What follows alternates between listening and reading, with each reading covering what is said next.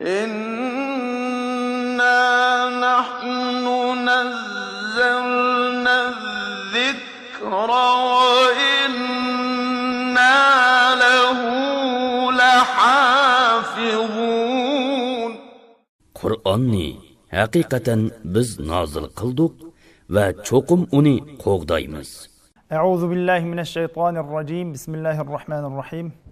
Alhamdulillah vassalatu vassalamu ala rasulillah. Amma ba'd. Assalomu alaykum va rahmatullohi va barakatuh. Hurmatli qarindoshlar, biz Qur'ondan savod chiqarish darsliklarimizni va shunga aloqador mashqlarimizni Allohning fazli bilan g'albilik tamomladik. Endi biz inshaalloh Qur'ondan yangi savod chiqqan qarindoshlarimiz uchun kam bo'lsa bo'lmaydigan, bilmasa bo'lmaydigan eng oddiy shakldagi tajvid qoidalarini so'zlaymiz. O'rgangan qarindoshlarimiz shuni yaxshi egallasanglar inshaalloh Alloh subhanahu va taolaning kalomi bo'lgan Qur'oni Karimda xatoliksiz o'qishiga inshaalloh bir yordamchi bo'ladi inshaalloh. Unda bo'lsa biz darsimizni boshlab ketdik. Bismillahirrohmanirrohim. Bugungi darsimizda tajvid ilmininki ahamiyati to'g'risida so'zlaymiz. Tunji bo'lib tajvid ilmi bilan tanishib chiqamiz. Unda bo'lsa tajvid, ya'ni tajvid degan nima desanglar, tajvid deganimiz asli bu tajvidninki lug'at ma'nosi chiroyli qilish, go'zal qilish, puxta qilish degan gap. Ya'ni go'zal qilish, chiroyli qilish degan gap hamda. Tajvidninki asli lug'at ma'nosi mana bu shu. Unda bo'lsa buningki atalg'i ma'nosi, ya'ni iste'mol ma'nosi nimaga dalolat qildi desanglar, Alloh subhanahu va taolaning kalomi bo'lgan Qur'on kalimalarini to'p-to'g'ri holatda o'qish.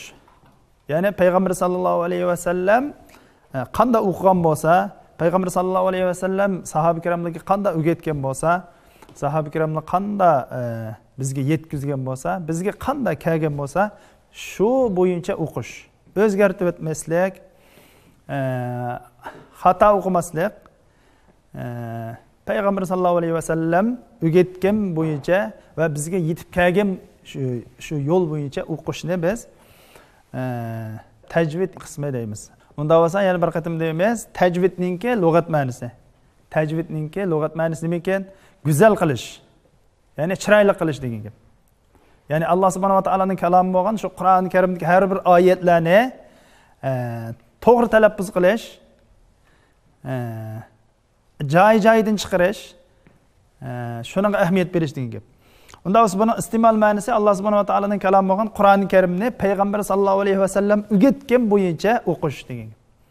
Chunki bunda o'qimagan chog'imizda bizningki namozlarimizninki qabul bo'lishiga ta'sir etadi. Ya'ni Qur'oni Karimni tajvidsiz o'qib qolsak, namozlarimizninki qabul bo'lishiga, ya'ni ado bo'lishiga ta'sir etadi. Shunga tajvid ilmini yaxshi egallash, Qur'oni Karimni payg'ambar sallallohu alayhi va sallam o'rgatgan bo'yicha shu bo'yicha o'qish. Bu nihoyatda muhim ilmlarning qatoridan. Tajvid ilmi ikki xil bo'ladi, ya'ni ikki qismga bo'lindi. Birinchisi amaliyat qismi. Amaliyat qismi. Ya'ni buni biz tajvid amali deymiz. Tajvid amali arabcha. Bu amaliyat qismi. Ikkinchisi nazriya qismi. Amaliyat qismi nima desanglar, amaliyatda o'qish degan gap. Amaliy o'qish. Masalan, Bismillahirrohmanirrohim. Elhamdülillahi Rabbil alamin. Errahmanirrahim. Maliki yevmiddin. İyyâke na'budu ve iyyâke nesta'in. Sadaqallahul azim. Mana bu shuni o'qish amali. O'qishni biz nima deymiz? Tajvidlik o'qishning o'zini tajvid amali deymiz, ya'ni amaliyat qismi.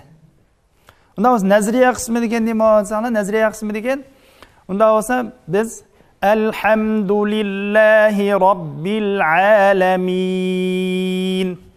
deb mesela alamin deb so'zni qo'mishadi.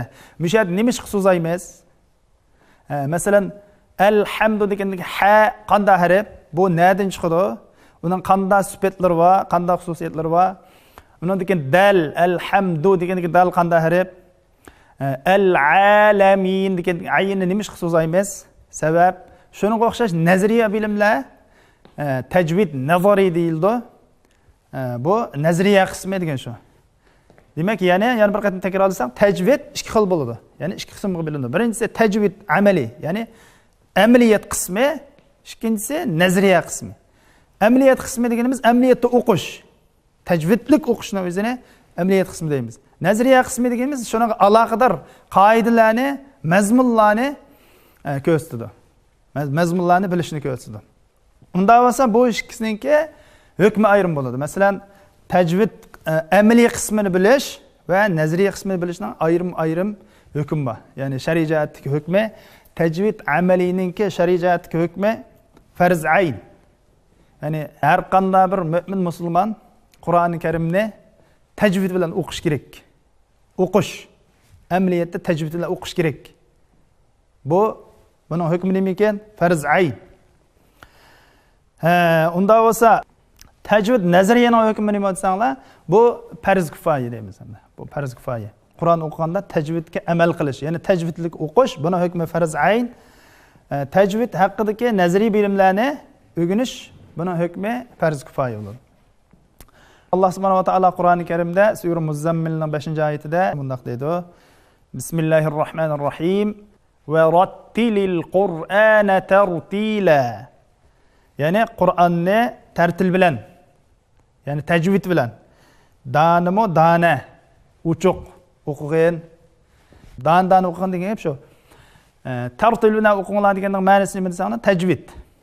Ya'ni harflarni joy-joyidan chiqarish, aralashtirib o'tmaslik, ularning xususiyatlarini aralashtirib o'tmas, xato talaffuz qilmaslik deganni ko'rsatdi.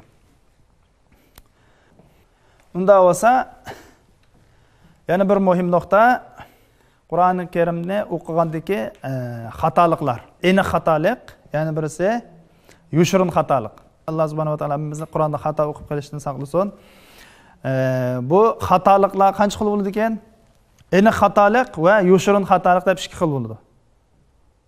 Aniq xatolik va yushirin xatolik. Aniq xatolik degan qanday xatolik desanglar, aniq xatolik deganimiz kalimalarningki, ya'ni oyatlarning mazmuni o'zgarib ketadigan xatoliklarni biz aniq xatolik deymiz. Mazmuni o'zgarib ketadi. Masalan, alhamdu desak boshqa bir ma'no, alhamdu deb ha bilan talaffuz qilsak, mishada bu ikki ma'nosi o'rtasida asmozim farq qildi, o'zgarib ketadi. Masalan, kasir desak boshqa bir ma'no, kafir da sa bilan talaffuz qilsak, kafir va kasir. Bunday talaffuz qilsakmi, buningki ma'nolari o'zgaradi. Demak, nima bo'ldi?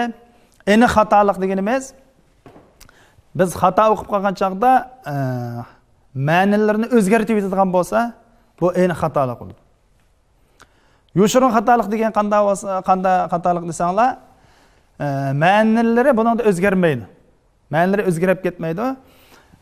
Ammo Qur'onningki go'zalligiga, asli qanday tushgan bo'lsa, shu go'zalligiga ta'sir etadi.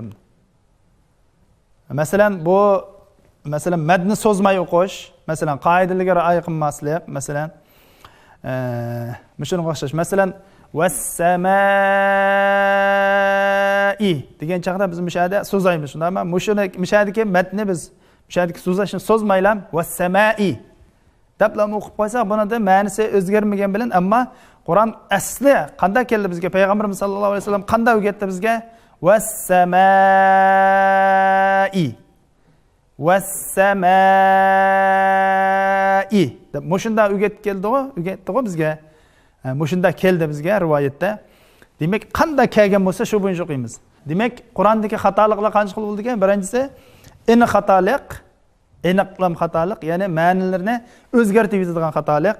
Masalan, buni ichiga misol keltirsak, masalan, alhamduni alhamdu deb ha bilan o'qish, ha'ni ha bilan masalan ikki harfni almashtirib bitasiz. Bunda nihoyatda cho'ng xatolik yuz beradi. Ma'nolar o'zgaradi. Shunga o'xshash lani biz eni xatolik deymiz. Yo'shini xatolik deganimiz madlarni so'zmaslik.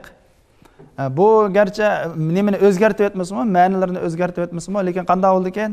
Qur'onningki asli bizga yetib kelgan shaklini o'zgartirib yurdi.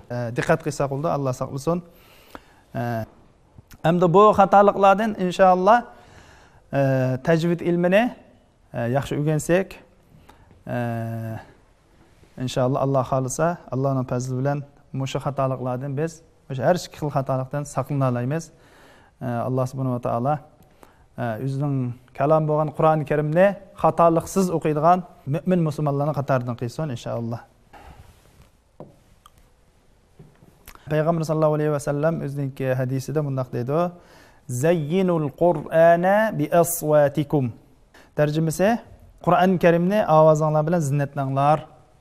Ya'ni payg'ambarimiz bu nima deydi sanlar? Qur'oni Karimni to'g'ri o'qinglar, chiroyli o'qinglar, go'zal o'qinglar. Ya'ni Qur'oni Karimni ovozinglar bilan zinnatlanglar. Qur'oni Karimni xato o'qishni saqlaninglar, to'g'ri talaffuz qilinglar, harflarni joy-joyidan chiqaringlar, go'zal o'qinglar degan.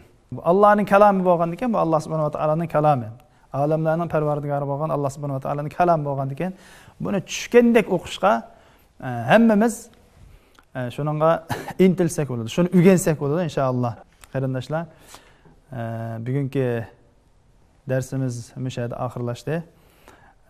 İnşallah keyingi soatlik darsimizni ko'rishimiz. Va axiru da'vana anil hamdulillahi robbil alamin.